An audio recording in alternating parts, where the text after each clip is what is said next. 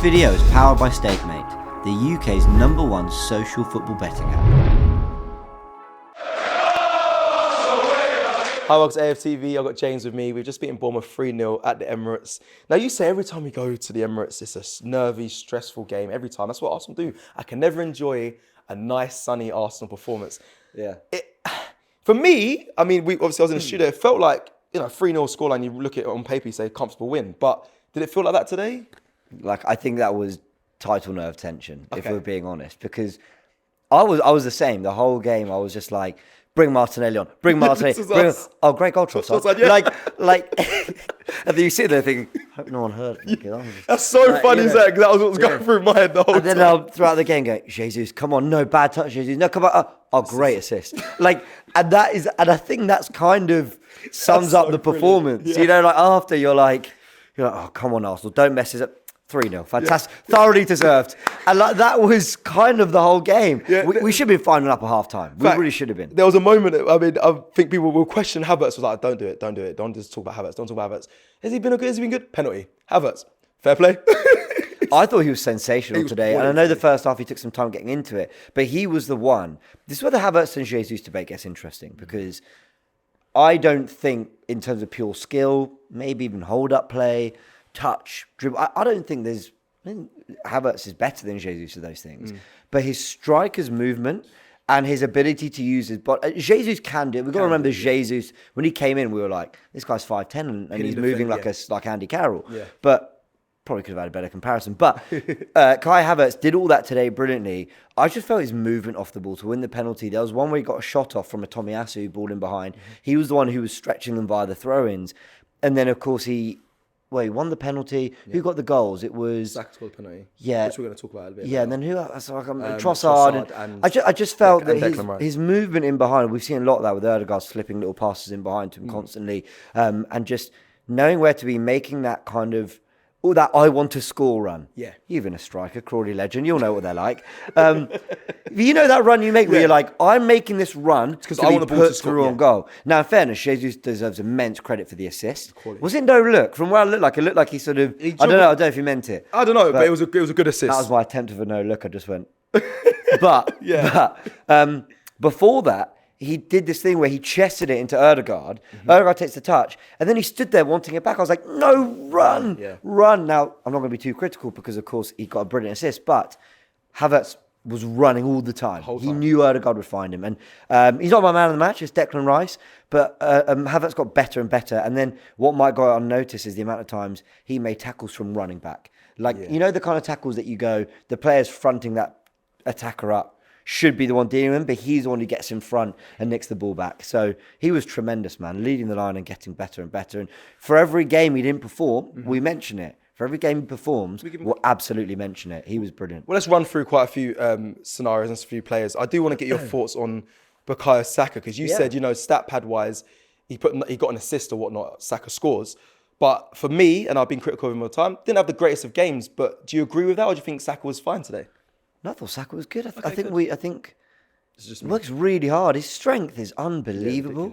His ability to hold off players and invite the touch and cushion it, and then set himself once it's cushioned, and then be able to drag it and find a pass or drive into the space is unbelievable. So he's an outlet for us. I mean, he's another reason why David Raya's kicking gets noticed, because he's another player who takes advantage of that.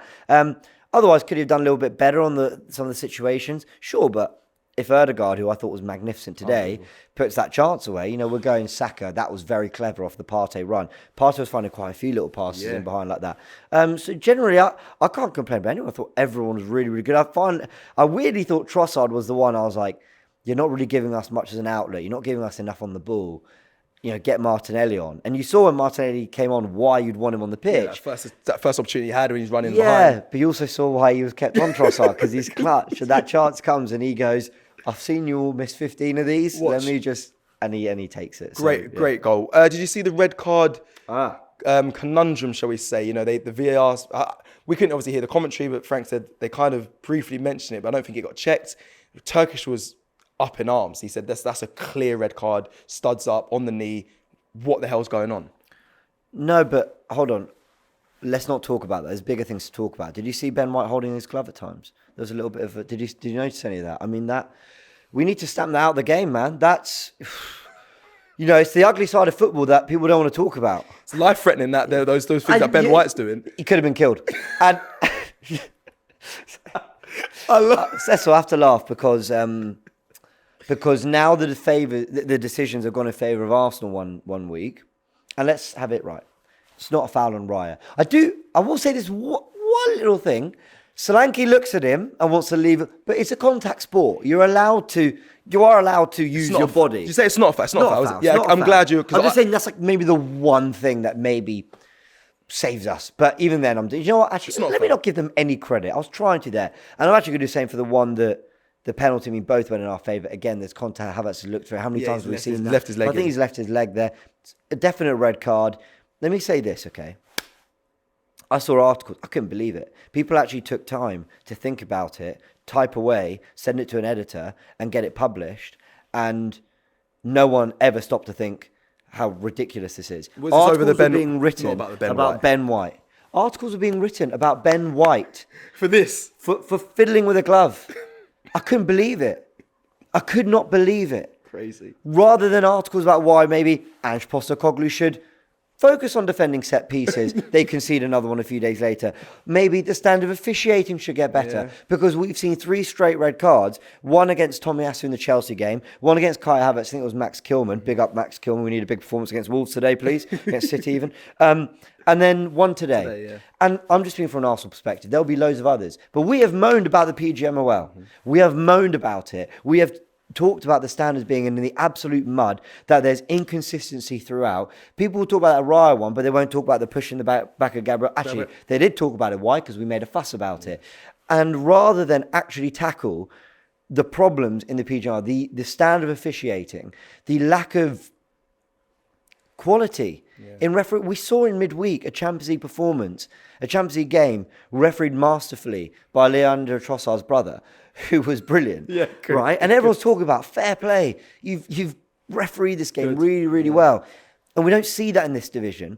And instead, they'd rather complain about Forest putting statements out, Arteta in press conferences, Liverpool putting statements out, demanding replays. Now, I'm not saying I agree with all those different people and clubs and entities in the way they're approaching it. But do people not realise that they're making a fuss because the standards are in the mud? Terrible. They're awful. Terrible. They're awful. Now, this week it went for us. This week it should have been 2-1. Cool. But it should have been 2-1 against 10 men.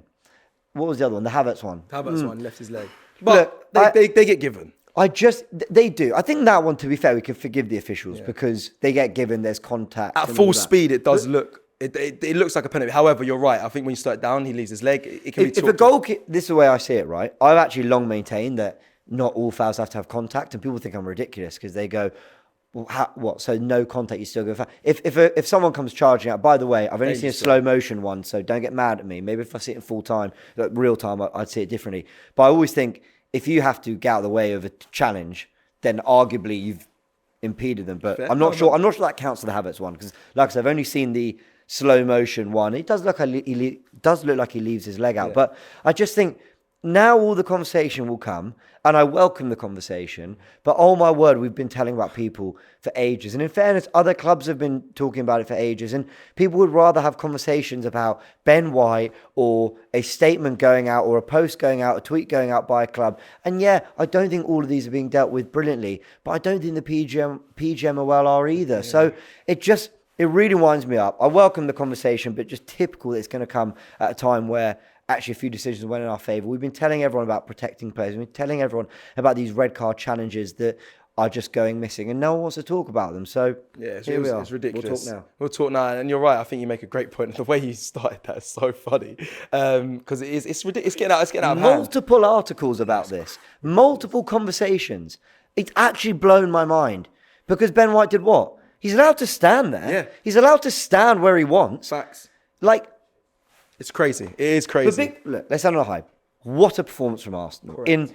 In a pressurised situation to heap more pressure on City. They now play twice before we go to Old Trafford. Amazing. And that is great. We've done our job knowing we've asked them the question before that game comes. Fulham and Wolves. Yeah. And we were brilliant today. We missed chances. It was disappointing. They kept their heads. Think of 1-0. We were letting them into it a little bit too much. But kept focus. Saliba, Declan Rice, Kai Havertz, Martin Odegaard, and many more were brilliant. Do Arsenal, just finish up, win the next 2 games? You always say, you've been saying, when we did the whole look back, you were like, or the run into the last games, you're like, I think City will drop points, but I think Arsenal will drop points. We're at the stage now where Arsenal haven't dropped points. Yeah, but there's only 2 games left now. Do you still stick to that, or? Based on that, logic tells me that we maybe draw at Old Trafford, and they may. I just have this. I don't know why. I just have this feeling. I don't see it, that there will be multiple drop points, and that means maybe City slip up twice, maybe us just the once, maybe we both slip up once, and obviously that will cost us. Yeah. I don't know. I just. So you still stick with that? Something tells me that there's drama. It's Arsenal Football Club we support. There's not drama coming. Like, honestly, when we went 2-0 up, I went, "We're gonna get one back now. Sit tight," because it's just the way we do things. Maybe they got disallowed. Yeah, exactly.